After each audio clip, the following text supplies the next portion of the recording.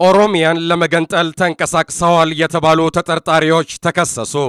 ሕገ መንግስቱንና ሕገ መንግስታዊ ስርዓቱን በኃይል በማፈራረስና ኦሮሚያ ክልልን የመገንጠል ፖለቲካዊ ዓላማ በመያዝ ዓላማውን ለማስፈጸም ሲንቀሳቀሱ ተደርሶባቸዋል የተባሉ 3 ተጠርጣሪዎች ተከሰዋል።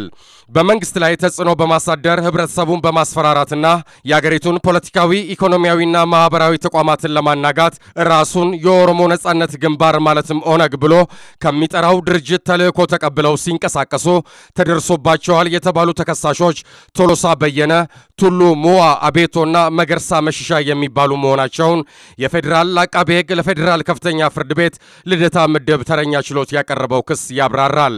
ተከሳሾቹ በኦነግ አማካይነት የኦሮሞን ብሔር ከመንግስት ጫና ለማላቀቅና ነፃ ለማውጣት መታገል አለብህ ተብሎ የቀረበላቸውን ጥያቄ በመቀበል አባል መሆናቸውን ክሱ ይጠቁማል።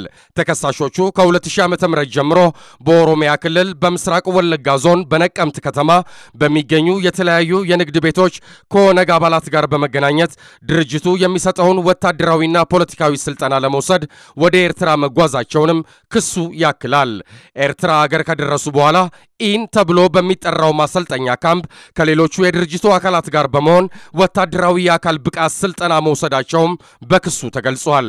የጦር መሳሪያ አገጣጠም፣ ኢላማ ቶክስ፣ ቦምብ አፈታት፣ አገጣጠምና አወራወር ያካተተ ወታደራዊ ስልጠና ለተከታታይ 3 ወራት መውሰዳቸውንም ክሱ ይገልጻል።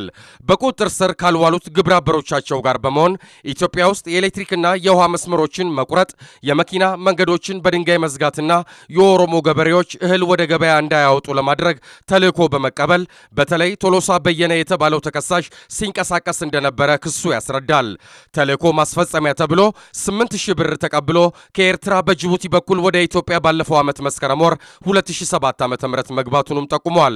ተከሳሾቹ ቁጥሩን በማያሳይ አኖን በሚል ስልክ በመደዋወል የጦር መሳሪያ ይቀባበሉ እንደነበረና ጥይቶችን በፍራሽ ጠቅልለው በትራንስፖርት ሲያሳልፉ እንደነበሩ የአቃቤ ሕግ ክስ ያስረዳል። ቱሉ ሞኦ አቤቱ የተባለው ተከሳሽ ከኤርትራ ወደ ጅቡቲ ከዛም በሚሌ አድርጎ ወደ ኮምቦልቻ ከሄደ በኋላ ወደ አዲስ አበባ ከዚያም ወደ ነቀምት በመሄድ አንደኛ ተከሳሽ አባት ቤት ውስጥ ክላሽንኮቭ ጠመንጃውን ከ60 ጥይቶች ጋር መደበቁን ክሱ ይገልጻል። ካልተያዙ ግብረ አበሮቹ ጋር ተቀብሎት የነበረው ተልእኮ ኦሮሚያ ውስጥ የሚኖሩ የአማራ ተወላጆችን ለመግደል እንደነበረ የአቃቤ ሕግ ክስ ያስረዳል። ተከሳሾቹ በአጠቃላይ የወንጀል ሕግ ቁጥር 32 ንዑስ ቁጥር 1 ሃንና የጸረ ሽብርተኝነት አዋጅ ቁጥር 652 አንቀጽ 7 ንዑስ ቁጥር 1ን በመተላለፍ በፈጸሙት በሽብርተኛ ድርጅት ተግባር ውስጥ በመሳተፍ ወንጀል መከሰሳቸውን አቃቤ ሕግ በክሱ አስረድቷል።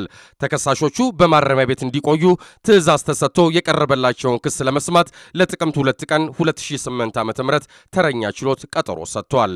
ዘገባውን ያደረሰን ሪፖርተር ጋዜጣ ነው።